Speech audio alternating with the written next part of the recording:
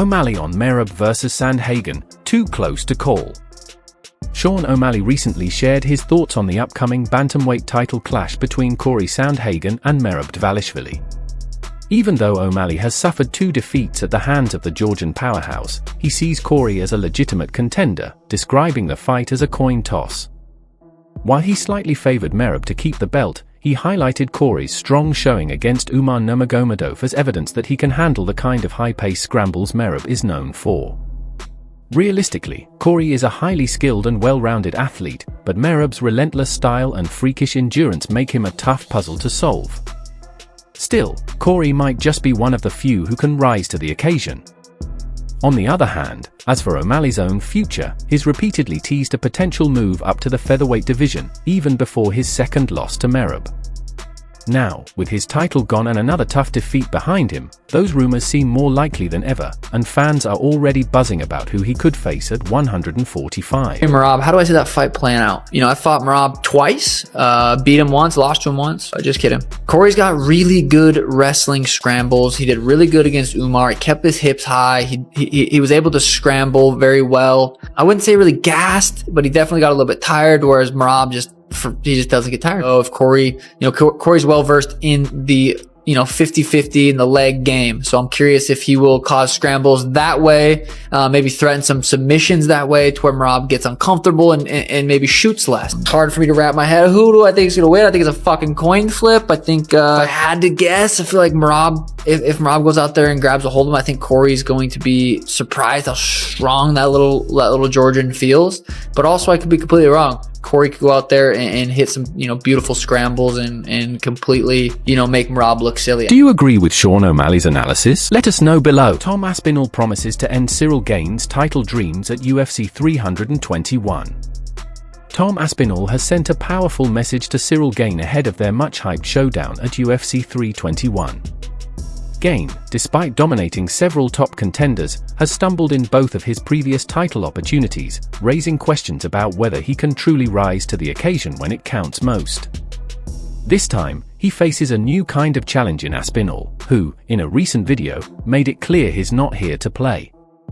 The British fighter boldly declared that this will be Gane's final shot at UFC Gold, stating they plan to push him out of the title race for good. With blistering speed, precision, and knockout power, Aspinall has been carving through the division and has no intention of easing up. After months of frustration, including delays tied to John Jones, he's finally getting the fight he's been waiting for, and he's not just out to win, he's determined to dismantle Gane and dominate the entire heavyweight class. He's in the way. It's me or him. If it's me or him, it's gonna have to be him. Simple as that. And now we are matched up for the 25th of October, Abu Dhabi. Me and Ciryl. The 4th attempt is here, and this is Cyryl's 3rd title shot. So we are going to try and get rid of Ciryl Gane from the title picture for good. How's the confidence levels? Confidence levels great. Confidence levels great. I believe that, well, I am the best heavyweight in the world, but I want to show everyone that I'm the best heavyweight in the world. Ciryl Gane's lost 2 title shots, and I want to give him his 3rd title shot loss and get him out of there. How's the thoughts of potential ring rust as well? Is that in your head at all? I've had big breaks before. This is it. I've had 3.5 years off of MMA fighting before, so this is no problem for me. Ring rust is all mental anyway, so I'm happy just to get back in there, get stuff moving, and get active again. Ilia Topuria just Dana White snaps after Ilia Topuria hints at retirement. Ilia Topuria just can't seem to stay out of the MMA spotlight, and this time he's reportedly putting serious pressure on the UFC. According to respected Spanish journalist Papa Legaspi, who has close ties to Topuria and is also known for a famously awkward Max Holloway interview, tensions are rising behind the scenes. Recently, Topuria has shown clear frustration in interviews, claiming his losing motivation and love for fighting, mainly due to big matchups slipping away. After the Islam Makhachev fight didn't materialize, and the bout with Paddy Pimblett continues to stall with no progress, Topuria told the Nelk boys that he'd rather give up his lightweight title than fight Arman Tsarukyan. That statement reportedly triggered serious concern inside the UFC, especially from Dana White. Dana, who's strongly against fighters threatening retirement or jumping weight classes without reason, is said to be so worried about Ilia's mindset that internal discussions have begun about moving him to welterweight. The potential plan? A clash against the winner of Islam Makhachev versus Jack Della Maddalena. Although Dana usually avoids making such exceptions, Topuria's rising stardom and the real risk of losing him from the roster altogether have prompted urgency. As it stands, the matchmakers are scrambling, Dana is frustrated, and Ilia, despite still holding the belt, seems closer than ever to stepping away if things don't change fast. Khalil Rountree goes off on Magomed Ankalaev. Khalil Rountree isn't staying silent anymore. He's fired back at Magomed Ankalaev for taking shots at him online, despite never having mentioned Ankalaev in the first place. Known for valuing respect and integrity in MMA, Rountree made it clear he's not interested in social media trash talk and prefers to let his actions speak inside the cage.